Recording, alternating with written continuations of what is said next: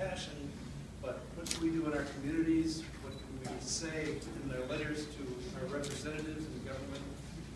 Lydia B.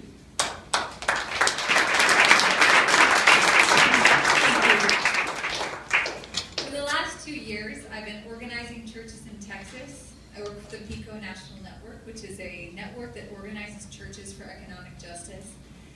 And our hope for a long time has been to pass a broad immigration reform bill.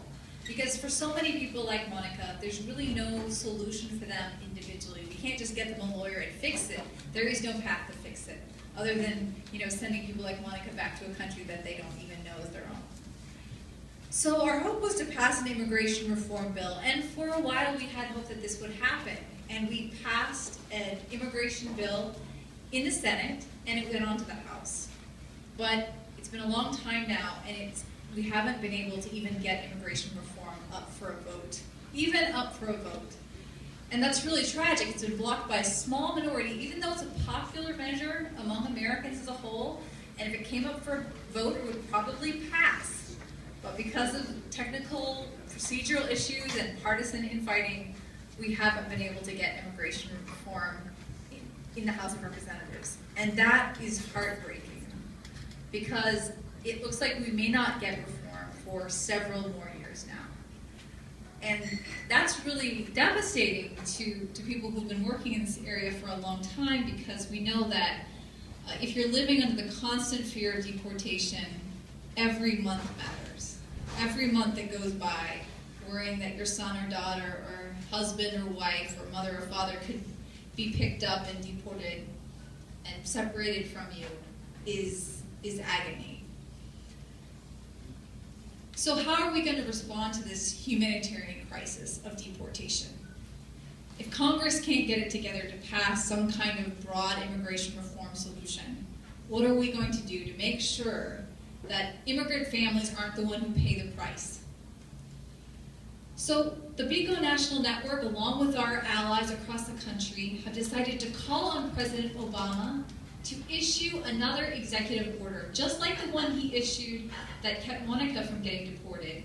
The dream is called DACA, or Deferred Action, which basically all he did was he made a statement asking immigration officials to not make deporting her a priority because she belongs here, she's a law-abiding person, and she's contributing to society. All we want is for President Obama to issue another executive order like that secures deferred action for the parents of people like Monica, so that the parents of dreamers can also have a sense of security and know that basically until we pass immigration reform, at least we will make not deporting them and separating their families a priority.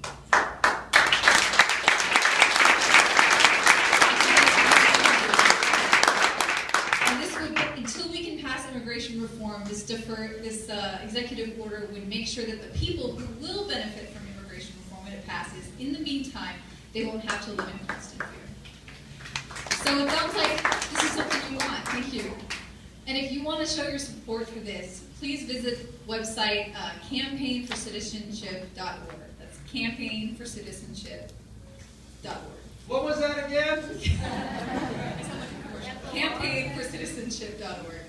And there you can sign a petition to President Obama asking him to make this executive order. He has the authority to do it. He has the power. He could do it any day. What he needs is to hear from us that this is something that's very important to us. Thank you so much. And if you want to become part of the immigration reform movement locally, there are a variety of allies and community partners who are in the audience with you today. Come talk to us after the concert. I'll introduce you to some of us, and we'd be glad to have your support. Thank you.